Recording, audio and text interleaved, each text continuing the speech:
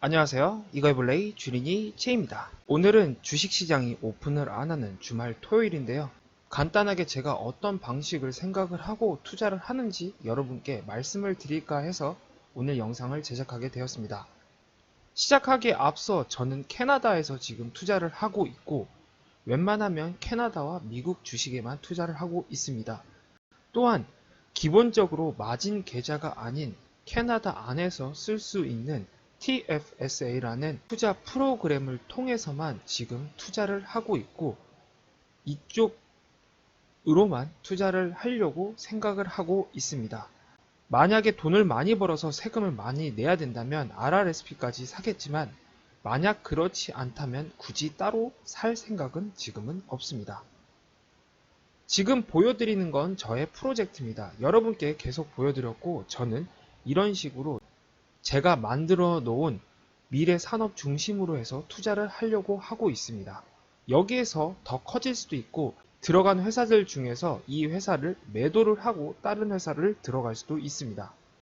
지금 정해놓은 건 한 20개가 넘는 분야로 나눠놨는데 이게 더 나눠질 수도 있고 아니면은 아예 그쪽 분야를 투자를 안 할 수도 있습니다.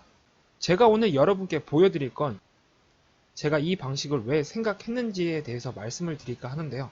여러분은 혹시 캐즘이라는 단어를 들어보신 적이 있으신가요? 이 캐즘은 원래 지질 용어로 시작된 단어인데 1991년도에 한 경제학자가 이것을 경제 쪽으로 혼합을 시켜서 만든 이론입니다. 쉽게 말씀드려서 이 캐즘이라 함은 첨단 기술이나 신제품이 시장에 진출했을 때 초기 시장과 주류 시장 사이에서 존재하는 단절을 얘기를 합니다. 바로 이 단절이 캐즘이라고 불리우는 상태입니다. 처음에 누군가가 이거를 발명을 할 테니까 이쪽이 인벤터가 될 거고 그 다음에 이걸 제일 처음에 쓰는 얼리 어답터가 있겠죠. 그리고 그 얼리 어답터를 떠나서 이 캐즘이라는 상황이 오고 이 상황이 지난 다음에 엄청나게 많은 사람들이 쓸 수 있는 주류 시장이 존재를 하게 됩니다. 그리고 그 다음에는 계속해서 쓸 수 있는 후기 시장으로 가는 거죠. 저는 투자를 하기 전에 이 캐즘을 무조건 생각을 하고 투자를 합니다. 아까 제가 보여드렸던 표에 있는 회사들을 투자를 하기 전에 이 회사가 지금 어느 상태에 있고 더 발전할 가능성이 있는지를 생각을 하고 투자를 한다는 의미입니다. 쉬운 예로 지금 여러분이 생각하기에 전기차는 어디에 있을까요? 이건 개인적인 생각이지만 지금 전기차는 아무래도 이쪽 분야에 있지 않을까 싶습니다. 왜냐하면 여기서 말하길 평균적으로 이 앞에를 15%로 잡고 있습니다. 근데 여러분이 생각하셔야 될 건 15%, 100명 중에 15명은 지금 전기차를 타고 있어야 되는 겁니다. 하지만 지금 100명 중에 15명이 전기차를 몰고 있을까요? 전혀 그렇지가 않죠. 그러니 아직은 초기 단계라고 볼 수 있는 거죠. 근데 캐즘이라는 상황을 끝난 다음부터는 완전한 발전성이 이루어지는 거죠.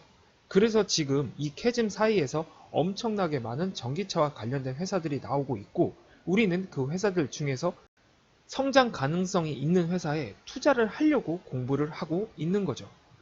저도 그래서 제가 나눈 분야에서 이 캐즘을 생각하고 투자를 하고 있습니다. 물론 제가 나누는 섹터에서 분명히 이 캐즘에서 망할 만한 회사도 있을 수도 있습니다. 그러면 그 전에 당연히 저는 투자를 하지 말거나 투자를 했으면 빨리 매도를 해야 되겠죠.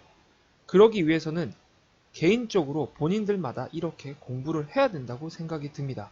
내가 투자할 만한 회사가 과연 지금 어디에 있고 과연 이 회사가 계속 발전할 수 있을까? 라는 의문성을 가지고 투자를 하는 게 어떨까 해서 오늘 영상을 만들게 된 겁니다.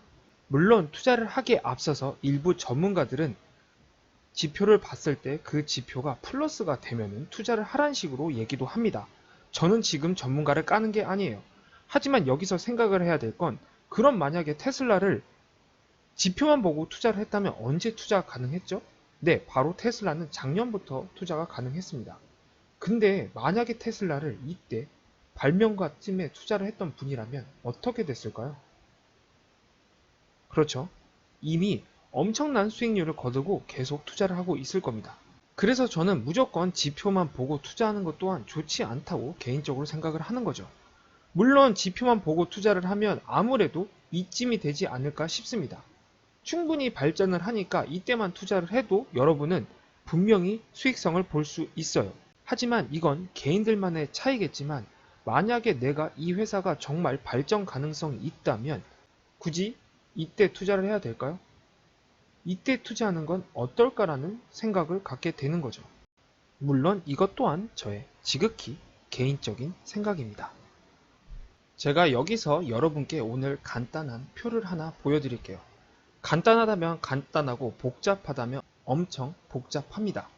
지금 이 표가 보이시나요? 되게 글씨가 작게 보여서 뭐가 보이는지 모르실 겁니다. 이 표는 2020년에 만들어 놓은 Autonomous Vehicle, 즉 자율주행 자동차와 관련돼서 어떤 식의 회사들이 있는지를 보여준 겁니다. 여러분이 쉽게 생각하기에 자율주행, 테슬라 이렇게만 생각이 드실 겁니다. 하지만 여기서는 이 자율주행을 무려 15개로 나눴습니다. 파트를 15개로 세분화시켜서 그 안에 회사가 무려 400개나 존재를 합니다.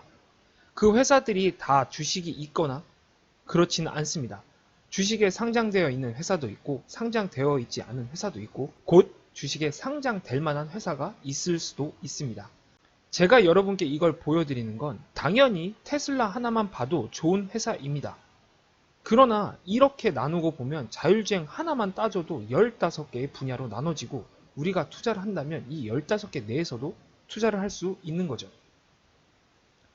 좀 더 보여드리면 AV 플릿 매니지먼트라고 해서 당연히 여기에는 여러분이 모를 만한 회사가 많습니다. 저처럼 주린이라면 모르는 쪽이 많겠죠. 그리고 그 다음은 딜리버리와 관련된 회사로 나눴고 다음은 로보택시. 지금 자율주행과 관련해서 로보택시가 나온다고 하죠. 여기서 저는 제가 알만한 회사를 뽑으라면 구글의 웨이모를 뽑을 수 있을 것 같은데요. 그 다음으로는 드라이빙 앤 모니터링입니다. 당연히 필요한 거니까 이렇게 넣는 건데 여기서도 모르는 회사가 대부분 많습니다. 이런 식으로 여기서는 이 분야를 정말 세분화를 시켜놨고 분명히 여러분이 공부를 하신다면 여기서 투자할 만한 회사도 찾을 수 있을 거라고 저는 개인적으로 생각이 듭니다. 저도 처음에 이 표를 보기 전에 자율주행 하면 쉽게 라이다, AI 이렇게만 생각을 했는데요.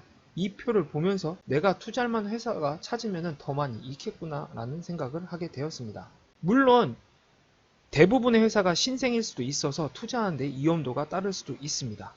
그러나 만약에 여러분이 공부를 하시고 이 회사가 정말 미래에 발전 가능성이 있다면 투자를 하는 것도 나쁘지 않을 거라고 개인적으로는 생각이 듭니다. 쉬운 예로 지금 라이다가 많이 떴습니다. 자율주행 운전하는데 편하게 만들기 위해 나왔다고 생각이 드실 겁니다. 하지만 라이더를 이쪽 하나에만 쓸 수 있을까요? 저는 절대 그렇게 생각이 들지 않습니다.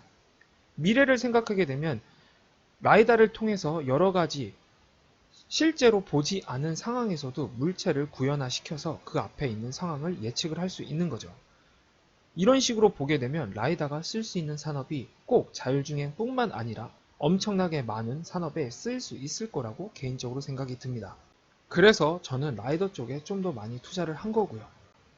물론 이것 또한 저의 지극히 개인적인 생각입니다. 이렇게 보니까 어떠세요? 자율주행 하나만 봐도 엄청나게 많은 분야가 있고 엄청나게 많은 회사가 있다는 걸 여러분이 보실 수 있습니다. 또한 지금 계속해서 생기는 회사들도 엄청 많고요. 당연히 이 중에 하나 신생하는 기업에 투자를 했다가 그 회사가 발전을 못할 수도 있고 안 좋다면 상폐를 당할 수도 있습니다.